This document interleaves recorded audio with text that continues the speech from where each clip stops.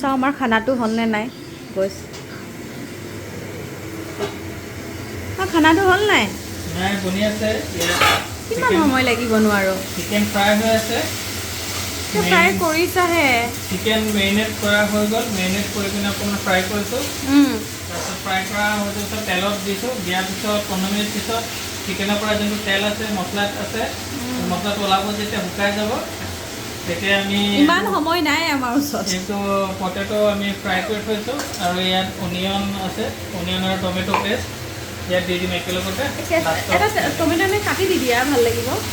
নহয় এইটো চিকেন মছলা হয় ইয়াত এনেকৈ কাটি নিদিয়ে ইয়াত ডাইৰেক্ট দিয়ে